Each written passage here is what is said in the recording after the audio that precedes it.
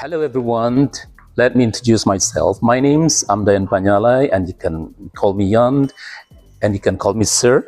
I am one of the lecturers at Faculty of Economics at Tptv English Center. I hope to see you sometime here and enjoy the training for TOEFL preparation, IELTS and so on. See you soon. Alright everyone, you've completed part A or section A of listening, which is short dialogue or short conversations. And now we're going to carry on or go on to the next section, section B. Section B is about long conversations. Each conversation is followed by 4 or 5 questions, and you're forced to choose, following the conversations, there are 4 options that you have to choose as the best answer. Regarding section B, I'd like to give you a little bit of tips or strategies how to deal with section B. In order to help you to do the test much better, especially for part B, because part B is long conversation, which I believe is more difficult than section 1, which is short dialogue or short conversation. Ideally, you should be able to apply appropriate strategies when dealing with section B, because logically section B, long conversation, is more difficult than section A, right? So that's why you need to get some tips about how to deal with it. Okay, before section B, before long conversation begins, there is some sort of instructions or directions about what you need to do, and it takes probably 1 minute or 1 minute and a half, in which the speaker is going to be explaining about directions as well as giving some examples of what to do in section B. This moment for 1 minute and a half should be used for you to do skimming. So before they begin with the first conversation, you have to skim the options. For example, the first conversation is for 4 or 5 questions at one time. So you have to skim the 4 or 5 options based on the first conversation. What are the benefits of doing skimming like this? The first one is, by taking your time to do the skimming or to skim the 5 options, you will get some ideas about the topic. At least you can guess what the topic is all about, what the speaker is going to be talking about. And then following question 2, 3, and 4, you can also guess the questions or what might be asked by the speaker, in the conversations, So at least you can guess what the topic is all about. The topic is usually asked as the first question in the conversation, and following the topics are, some questions asking the details. And you need to skim this, because by skimming these options, you will be able to not only guess the topic, but also guess the questions that might be asked by the speakers. For example, in question 2, you can guess, oh, the options is like this, or the question might be asking about where. The option 3 is about this, and this, and then the question might be about how many hours or how many times. In short, the benefits that you can have by doing skimming like that before you actually listen to the conversation is, first, you can guess the topic. Second one, you can guess what questions might be asked by the speakers. So you can be paying more attention to the information related to this question. You can be more focused on the questions, on the information related to the question that might be asked by the speaker. Okay, so that's the benefits that you might have by doing skimming, by skimming the options before the speakers actually start the conversations. Right. Now, I'm going to read the directions, and I'd like you to take your time while I read the instruction to do skimming. You read the options of the option A, B, C, and D of the following 4 or 5 questions at one time. Okay? And then try to guess the topic, and then try to guess what questions might be asked by the speakers. Okay. Now, read the direction very carefully. You just skip the direction because you already know what to do. You had better do skimming while I read the directions. Okay. Part B, directions. In this part of the test, you will hear longer conversations. After each conversations, you will hear several questions. The conversations and questions will not be repeated. After you hear a question, read the 4 possible answers in your test book and choose the best answer. Then on your answer sheet, find the number of the question and fill in the space that corresponds to the letter of the answer you have chosen. Remember, you're not allowed to take notes or write in your test book. Right. Actually, the instruction or direction for part B is much longer than the one that I've just done, because in the real TOEFL test, especially for section B, there will be some examples of short conversations as well, followed by question. So actually, it's going to be much longer than this one. In this example, I did not go on with, example of short conversations along with the question and so on and so on. So it's much shorter. But actually, when you come to the real TOEFL test, especially for part B, the conversation, the direction will be much longer, because the speaker is going to read not only the direction but also give some examples of short conversations as well as the options, and the answers as well. Well, anyway, even though it is relatively short, the direction that I just read was relatively short, I hope that you could skim as many questions as you can. Now, let's practice. Let's begin with dialogue 1. Okay, are you ready? Okay. This dialogue is between 2 people, a woman and a man. A woman speaks first.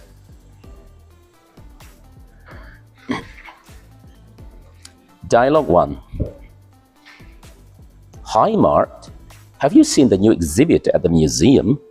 It's all about the history of ancient civilizations. Oh, I haven't had a chance yet. I heard it's pretty interesting. What's it like? Well, it's really well done. The exhibit takes you through different time periods, showing how early civilizations built their societies, from agriculture to the development of early cities. That sounds fascinating. Are there any specific civilizations they focus on? Yeah, they feature ancient Egypt, Mesopotamia, and the Indus Valley, but also some smaller civilizations like the Olmecs in Mesoamerica. That's great. I've always been interested in ancient Egypt. What's the most exciting part of the exhibit? Well, I'd say the interactive displays. They let you experience what daily life was like back then. For instance, there's this cool interactive map where you can trace ancient trade routes. That sounds awesome. Is the exhibit only available for a limited time? Actually, it's running for about 2 months, so you still have some time. But I'd recommend going soon, especially since the weekends get crowded. All right, I'll try to check it out this weekend. Thanks for the recommendations. Question number 1. What is the main topic of the museum exhibit discussed in the dialogue?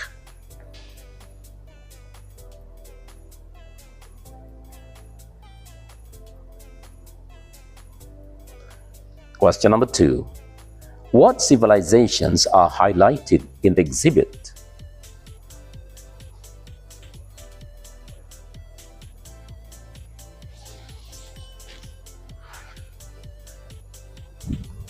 Question number 3. According to the woman, what is the most exciting feature of the exhibit?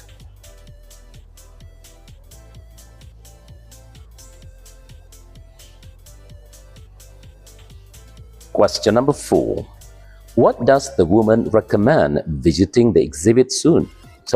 Why does the woman recommend visiting the exhibit soon?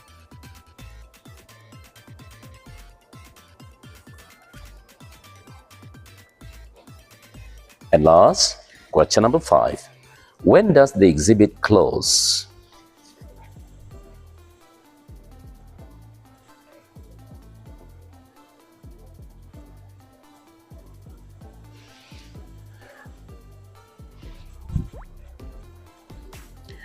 Now, let's go on to Dialogue 2. Dialogue 2. This dialogue is between a man and a woman. A woman is called Sarah. A man speaks first. Hi, Sarah. I heard you've been working on a new research project. What is it about? Yes, I've been looking into renewable energy sources, specifically solar power. It's fascinating how much progress has been made in recent years. That sounds really interesting. What kind of progress are you talking about? Well, solar panels are becoming much more efficient, and now there are even solar panels that can be integrated into windows. It's a great way to use space that would otherwise be unused. Wow, solar panels in windows? That's amazing. But are they really as effective as the traditional ones? Surprisingly, yes. The technology has advanced to the point where these new panels can generate almost as much energy as the traditional ones, even though they're thinner and more flexible. That's impressive. Are these new solar panels available to the public yet? Yes, they're still a bit expensive, but they're starting to appear in some commercial buildings. The price is expected to go down in the next few years as production increases. Well, sounds like a promising future for renewable energy. Thanks for sharing, Sarah. Question number 1. What is the main topic of research project the woman is working on?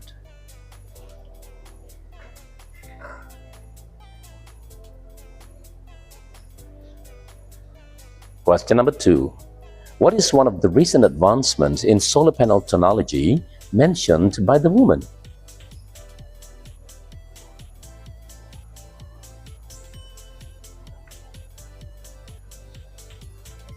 Question number 3. How effective are the new solar panels compared to traditional ones?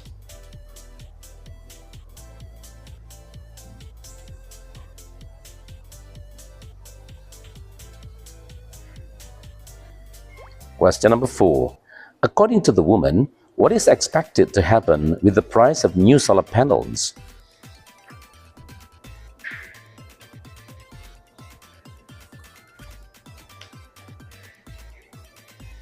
And last, question number 5. Where have the new solar panels started to appear? Well, students, it's time for us to discuss the answers of 5 questions based on Dialogue 1 or Conversation 1. The first question is, what is the main topic of the museum exhibit discussed in the dialogue? In the dialogue, you heard that the woman mentions that the exhibit is all about the history of ancient civilizations. Therefore, option C, the history of ancient civilizations, is the best answer. Now let's go on to the second question. Which civilizations are highlighted in the exhibit?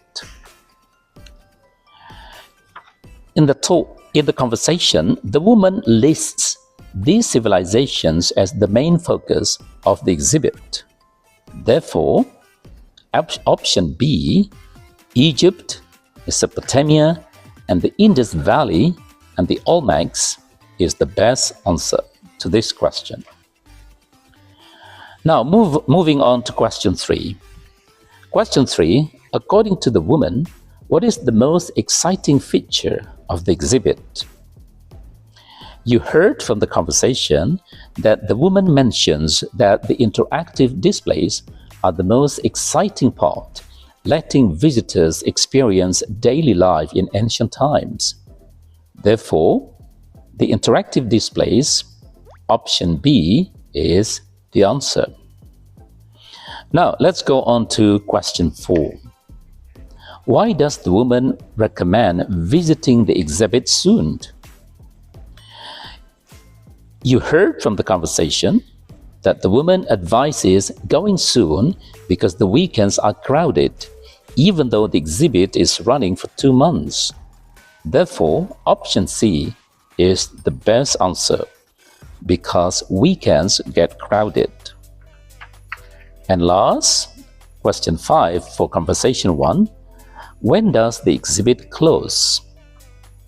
You heard in the conversation that the woman says the exhibit will be available for about 2 months. So the answer C is the best answer for the question, in 2 months. Right, now let's move on to dialogue 2 or conversation 2. Question 6. What is the main topic of the research project that the woman is working on? You heard from the conversation that the woman is discussing advancement in solar panel technology, particularly new innovations in solar power. Therefore, option C, the development of solar panel technology, is the answer to this question. Moving on to question 7. Question 7. What is one of the recent advancements in solar panel technology mentioned by the woman? You heard from the conversation that the woman talks about solar panels that can now be integrated into windows, an exciting development in the field of renewable energy. So, option B, solar panels integrated into windows, is the best answer to this question. Now, let's move on to the next question, question 8. How effective are the new solar panels compared to traditional ones?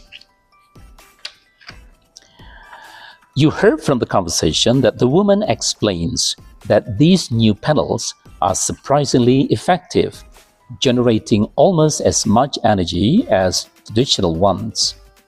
Therefore, option B is the best answer to the question.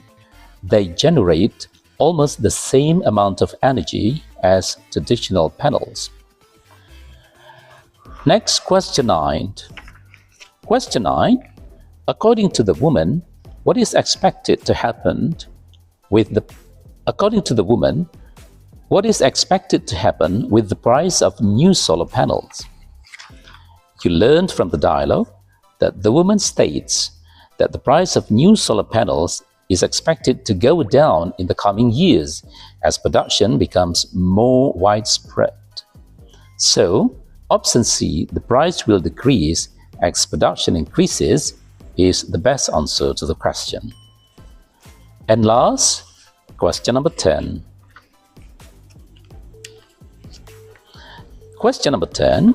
Where have the new solar panels started to appear?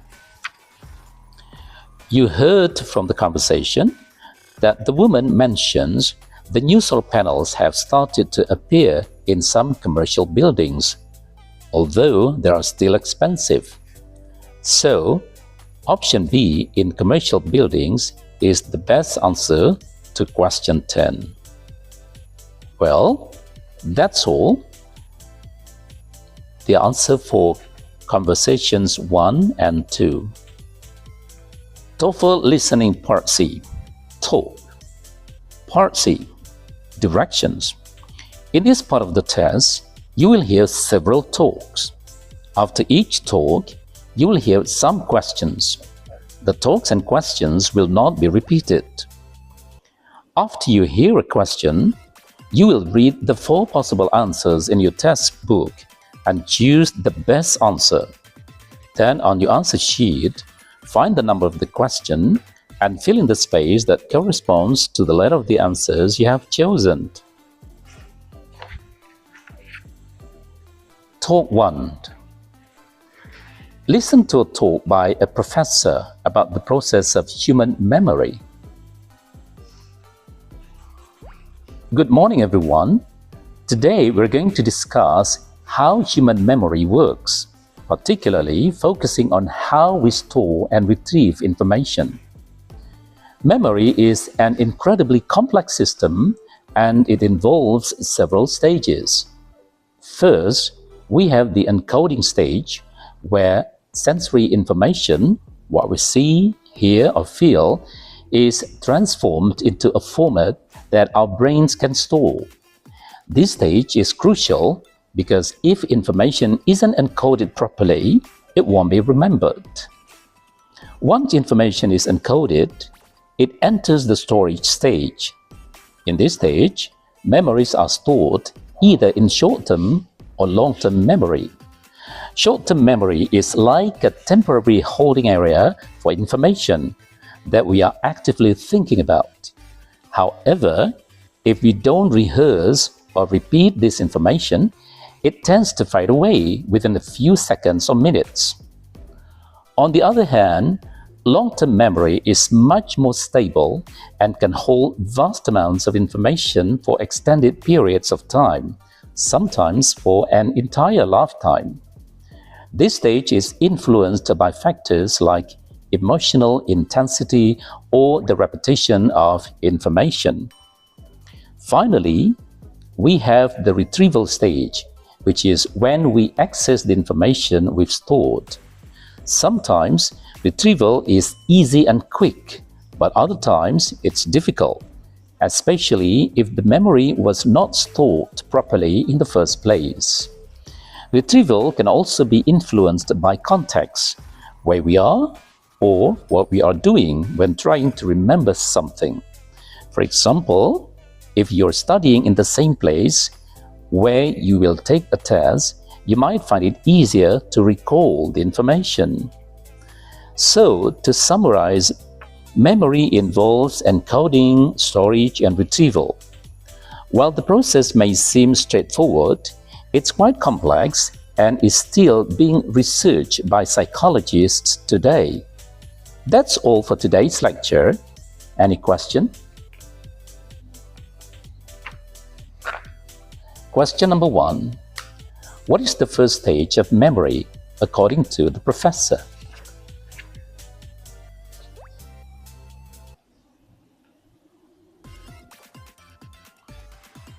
Question number 2. What happens during the encoding stage?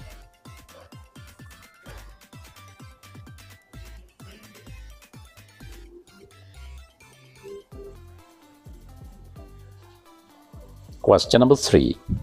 What's the primary difference between short-term and long-term memory?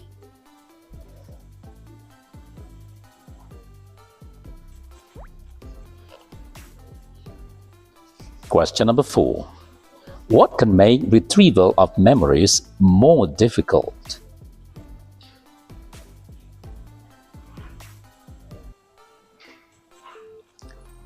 Question number 5. According to the professor, how does context affect memory retrieval?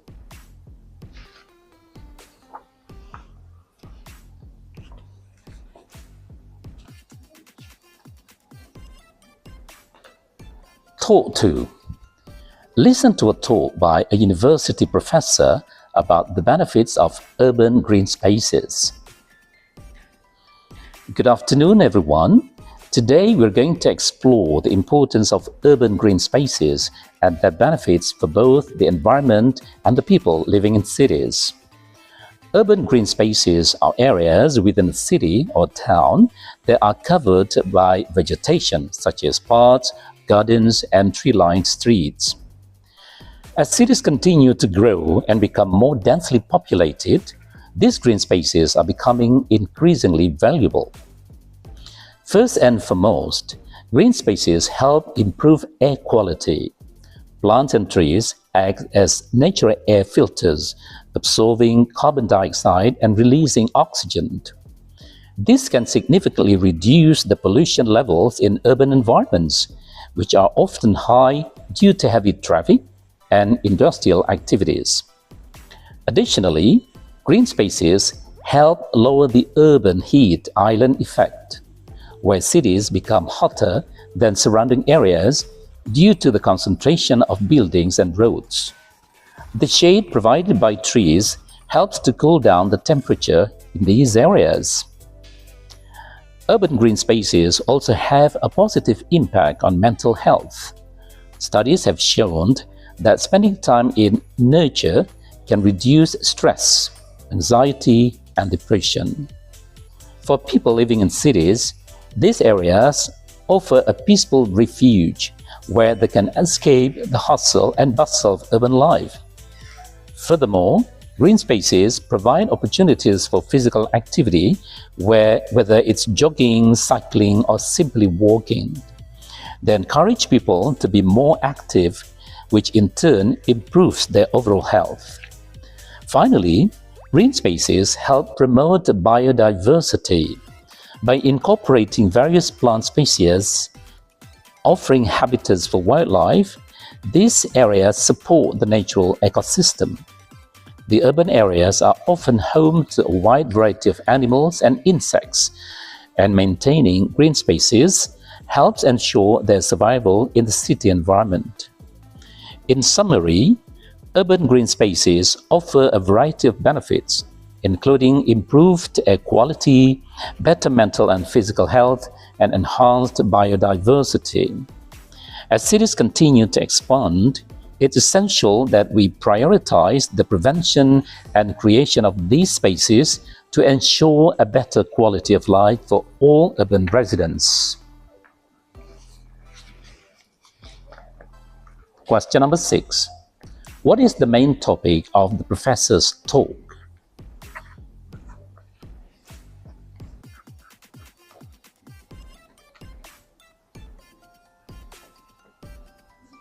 Question number 7. How do green spaces help improve air quality in cities?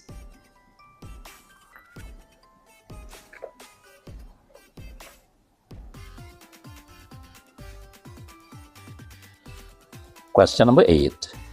What is the urban heat island effect?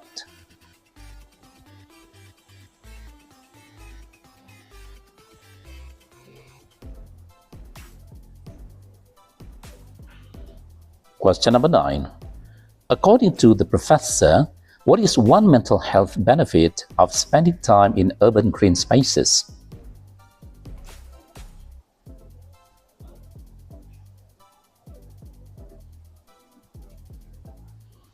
Question number 10. How do urban green spaces promote biodiversity?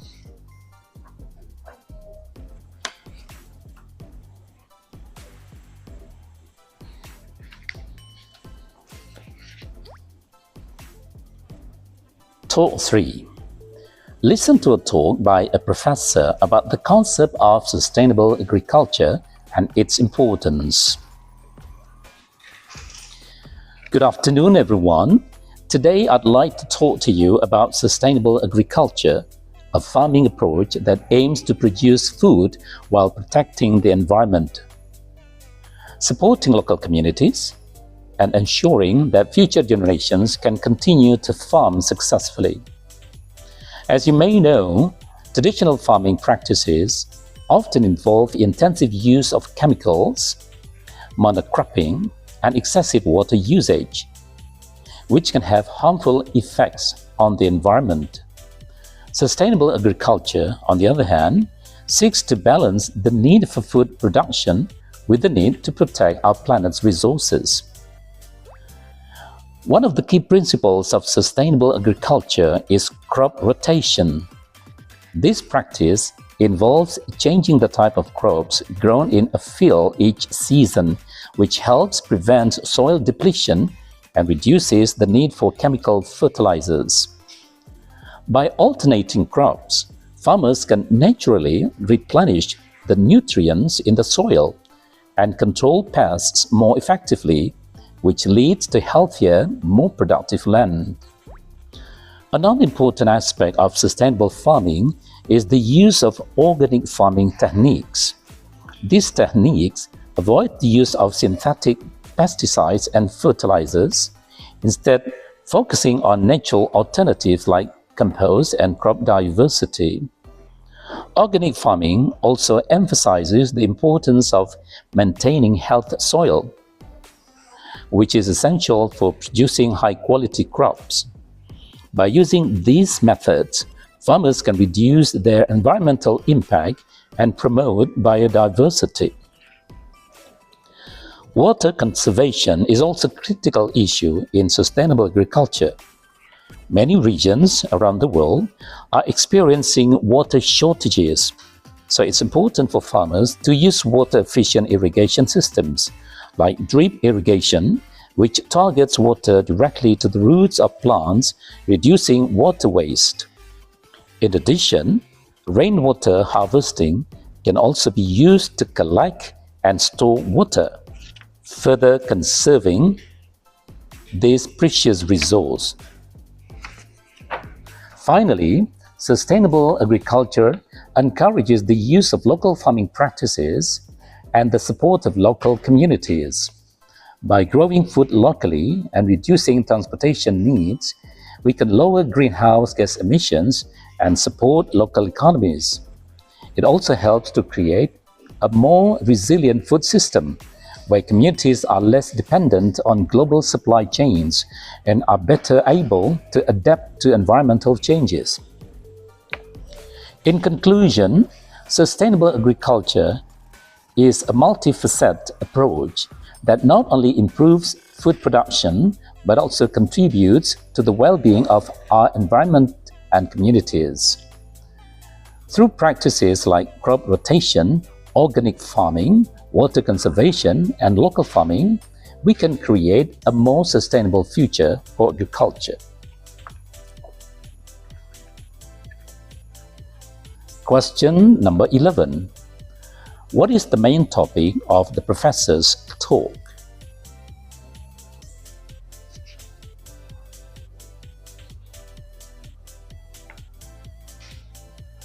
Question number 12. What is the purpose of crop rotation in sustainable agriculture?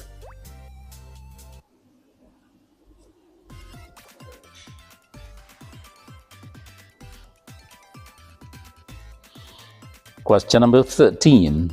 How does organic farming differ from conventional farming?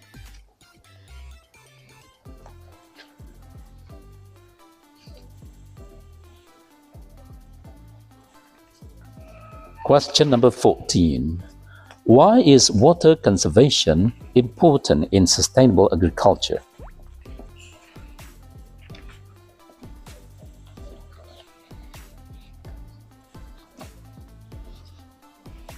And last, question number 15.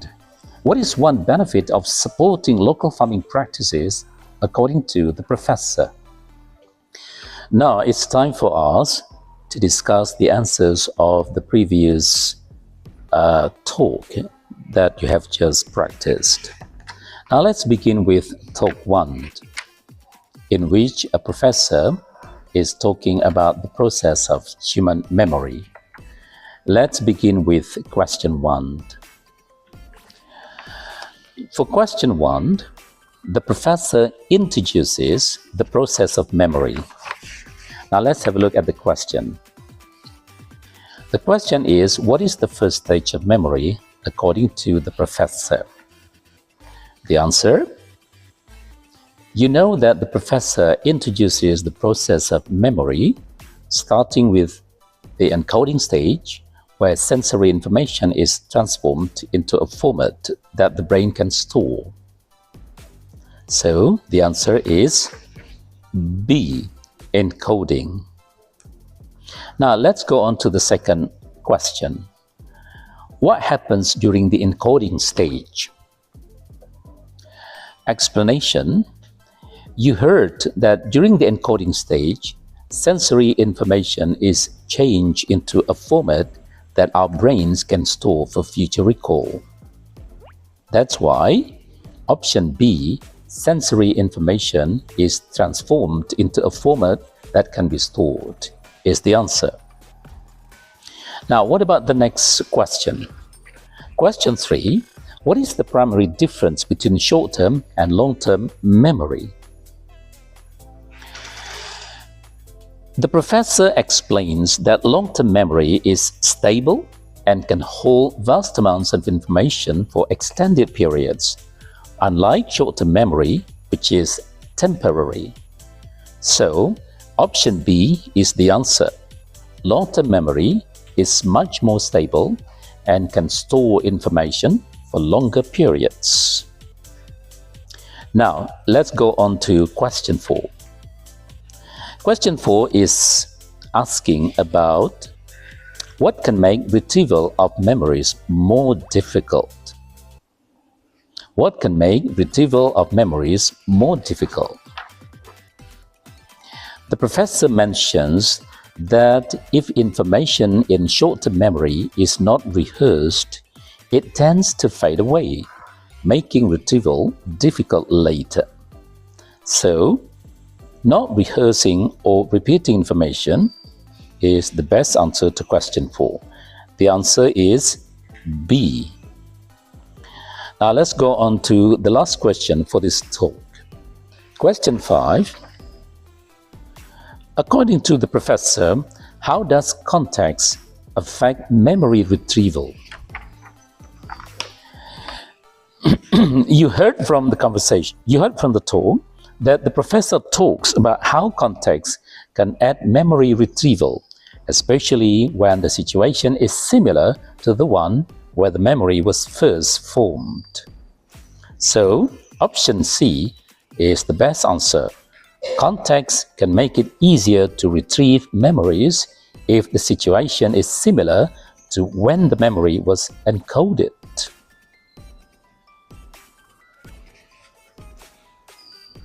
Now, let's move on to talk 2. Let's have a look at question 6. What is the main topic of the professor's talk? In talk 2, the professor is talking about the benefits of urban green spaces. Question number 6. What is the main topic of the professor's talk?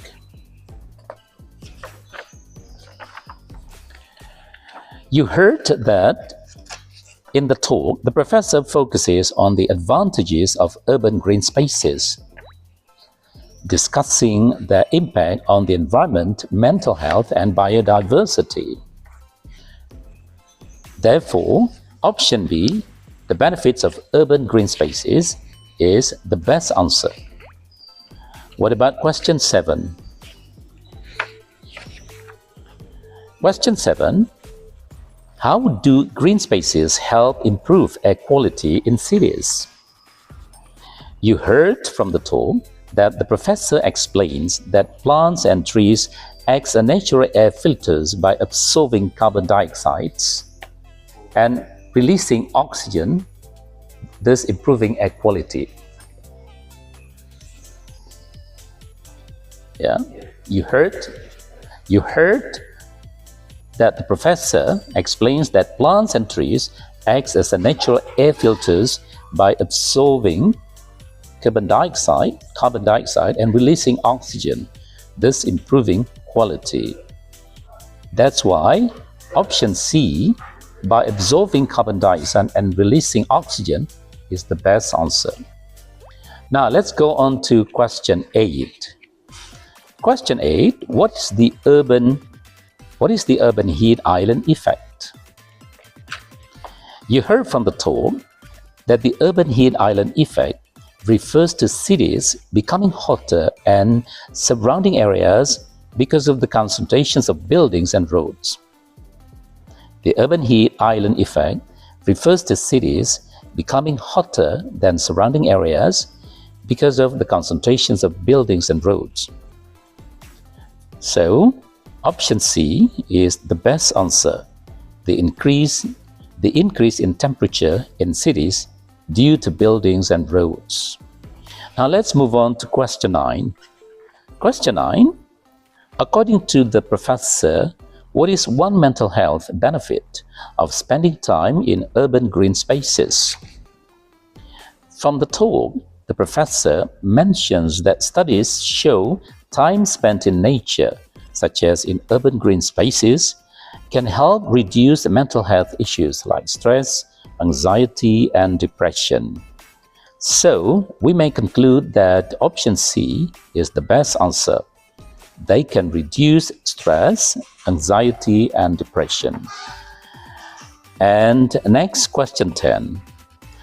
How do urban green spaces promote biodiversity? We heard from the talk, urban green spaces help promote biodiversity by providing habitats for animals and supporting a variety of plant species in the city environment. Therefore, option B, by supporting a variety of plant species and offering habitats for wildlife, is the best answer. Now, let's move on to talk 3, the last talk. In talk 3, the professor is talking about the concept of sustainable agriculture and its importance. Question 11. What is the main topic of the professor's talk? You heard from the talk that the professor's talk focuses on sustainable agriculture and how it can balance food production with environmental protection and community support. That's why option B, the concept of sustainable agriculture, is the best answer. What about question 12? Question 12. What is the purpose of crop rotation in sustainable agriculture? You learn from the talk. The professor explains that crop rotation helps replenish soil nutrients naturally, reducing the need for chemical fertilizers and preventing soil depletion. Therefore, option C is the best answer, to prevent soil depletion and reduce the need for chemical fertilizers. Question 13. How does organic farming differ from conventional farming?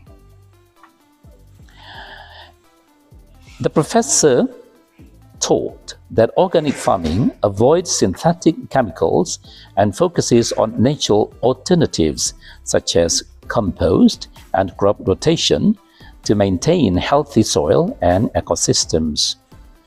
Option B, organic farming relies on crop rotation and natural alternatives like compost, is the best answer to this question. What about next? Question 14. Why is water conservation important in sustainable agriculture?